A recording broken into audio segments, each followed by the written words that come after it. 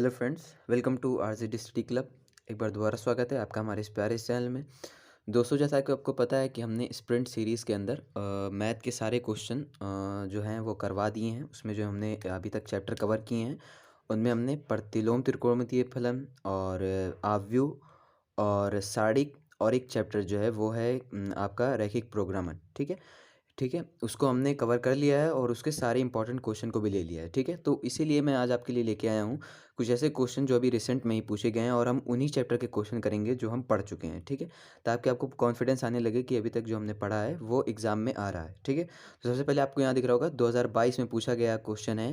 2022 के question paper में ये क्वेश्चन आपसे पूछा गया है, tan inverse √3 minus sec inverse minus √2 का मान ज्ञात कीजिए। ठीक है, तो मैं आपके लिए प्रूफ के लिए ये पेपर भी लेके आया हूँ और ये देख सकते हैं आप, ये क्वेश्चन यहाँ पर दिया गया है। ये भले ही एक नंबर का है लेकिन एक एक नंबर भी बहुत इंपॉर्टेंट होते हैं। ठीक है, तो इसमें सबसे पहले देखिए, इसमें पूछा गया है कि tan inverse √3 minus sec inverse minus √2 का मान बराबर है। ठीक है, तो ये चार ऑप्शन में आपको एक पर टिक लगाना होगा। तो उसके लिए आपको सबसे पहले इसे सॉल्व करना होगा। तो हम इसे कैसे सॉल्व करते हैं आइए बताता हूँ। उस वीडियो में भी मैंने इस तरह के क्वेश्चन करवाए हैं और अगर वो वीडियो आपने देखी होगी तो आप इसे आसानी से कर सकते हैं। ठीक है, तो चलिए इसे सॉल्व करते हैं। सबसे पहले tan इनवर्स √3, तो मैंने बताया था कि हम इस तरह के क्वेश्चन को कैसे सॉल्व करते हैं। सबसे पहले हम इसको चेंज कर लेंगे। कैसे? हम इनवर्स को हमें हटाना है, तो मैंने बताया था ऐसे ही tan का हम ले लेंगे जो हमारी वैल्यू होगी। ये कैसे हम हटाएंगे? इसको हम टेबल से हटाएंगे। जैसे मैंने बताया था कि √3 किसकी वैल्यू होती है? tan 60 की होती है। ठीक है, वो टेबल आपको याद करना पड़ेगा। तो tan 60 के लिए हम यहाँ पर लिखेंगे tan π/3। ठीक है, तो ये हो गया tan 60। उसके बाद इसके लिए क्या करेंगे हम? इसके लिए यहाँ पर कर देंगे माइनस सेक इनवर्स माइनस √2। तो सेक इनवर्स की को तो हम सेक इनवर्स ही लिख देंगे। उसके बाद माइनस √2 की जगह हम क्या ले सकते हैं? माइनस √2 की जगह हम लिख सकते हैं सेक π/3। ये कैसे? क्योंकि जो 2 होती है, जो 2 वैल्यू होती है वो किसकी होती है? वो होती है सेक 60 की वैल्यू। ठीक है, तो वहीं वहीं से मैं वैल्यू रख रहा हूँ। ठीक है, वहीं से हम डायरेक्ट वैल्यू रख रहे हैं। तो ये इसकी वैल्यू कितनी आ जाएगी? इसकी वैल्यू आ जाएगी सेक π/3। ठीक है, क्लियर है? अब यहाँ पे हम माइनस भी लेंगे। ठीक है, क्योंकि माइनस भी है ना यहाँ पर, सेक इनवर्स -2 है तो यहाँ पर माइनस आ जाएगा। आगे बढ़ते हैं। नेक्स्ट स्टेप में हम क्या करेंगे? मैंने बताया था कि tan इनवर्स और tan ये खत्म हो जाते हैं और क्या बचता है? सिर्फ π/3। तो यहाँ से हम सिर्फ π/3 को लिख लेंगे। ठीक है, माइनस यहाँ क्या हो जाएगा? यहाँ हो जाएगा सेक इनवर्स और सेक खत्म हो जाएगा तो यहाँ पे आ जाएगा माइनस का π/3।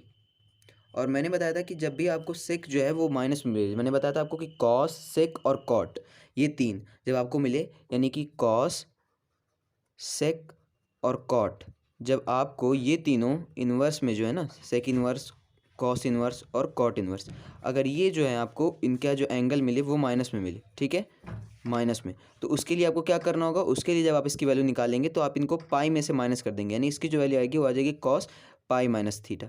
कितनी आ जाएगी? कॉस पाई माइनस, और यहाँ पर हो जाएगा सेक, ये हो जाएगा सेक पाई माइनस थीटा। ठीक है, यहाँ पर भी कितना हो जाएगा? ये हो जाएगा कॉट इन्वर्स, यानी कि कॉट पाई माइनस थीटा। यहाँ से आपकी ये सब इन्वर्स के साथ रहेंगे। ठीक है, बस ये बता रहे हैं कि आपको पाई के साथ यहाँ पर माइनस करना होगा, तब आपको यहाँ पर असली एंगल मिलेगा। तो हम यहाँ पे क्या करेंगे? पाई के साथ माइनस कर देंगे। कैसे? π/3 माइनस का π-π/3। ऐसा हम क्यों कर रहे हैं? उसमें मैंने वीडियो में बताया भी है कि कोऑर्डिनेट की वजह से कर रहे हैं। ये माइनस में है तो हमें चाहिए पॉजिटिव में। तो मैंने क्या किया? सबसे पहले यहाँ पर tan इनवर्स और इसको चेंज कर लिया, मतलब मैंने tan इनवर्स को हटा दिया। कैसे? जो आपकी यहाँ पे वैल्यू दी होगी, जैसे √3 है वैसे 1/√3, जो भी वैल्यू दी होगी उस एंगल को आपको चेंज कर लेना है tan की वैल्यू में। आप जैसे ही tan की वैल्यू में चेंज करेंगे तो यहाँ पर tan π/3, ये tan 60 की वैल्यू होती है। और उसके बाद सेक इनवर्स माइनस √2, यहाँ से मैंने माइनस सेक π/3, क्योंकि ये सेक 60 की वैल्यू होती है। ठीक है, फिर मैंने बताया कि अगर माइनस में वैल्यू आ रही है सेक की, कॉस की, तो हम उसे पाई से माइनस कर देते हैं। जैसे ही यहाँ से पाई से माइनस करेंगे क्या आएगी वैल्यू? ये देखिए, यहाँ पे आ गई π/3। ठीक है, और ये माइनस का 3 माइनस π-π/3, यानी कि कितना हो जाएगा? 3 एक कम 3 में से एक जाएगा 2, यह आ जाएगा 2π/3। कितना आ गया? ये π/3 माइनस का 2π/3। ठीक है, अब जैसे ही आ गया इसमें से घटा दीजिए। जैसे ही आप घटाएंगे तो आपको यहाँ से वैल्यू मिल जाएगी माइनस का π/3। कितनी वैल्यू मिल जाएगी? आपको वैल्यू मिल जाएगी माइनस का π/3। तो यानी कि जो आपका आंसर आएगा वो कितना आएगा? माइनस का π/3। अब देखते हैं कि हमारा कौन सा ऑप्शन है जो इसमें सही है। तो ये देखिए, जो चार ऑप्शन है, पहला है पाई, दूसरा है π/3, और ये π/3 है, ये -π/2 π/3। तो हम लोग का कौन सा ऑप्शन?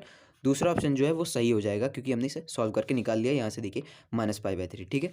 तो इसी तरह के और भी जो क्वेश्चन है जो अब चैप्टर हम अभी तक पढ़ चुके हैं, जैसे कि अगर वो आव्यूह से होगा और क्या बोलते हैं रैखिक प्रोग्रामर से क्वेश्चन होगा और सारणिक से होगा, तो मैं लेके आऊँगा जो 2022 में पूछे गए हैं, ठीक है। तो आपको इन्हें करके ज़रूर जाना है ताकि आपकी तैयारी और अच्छे से हो सके, ठीक है। Thank you.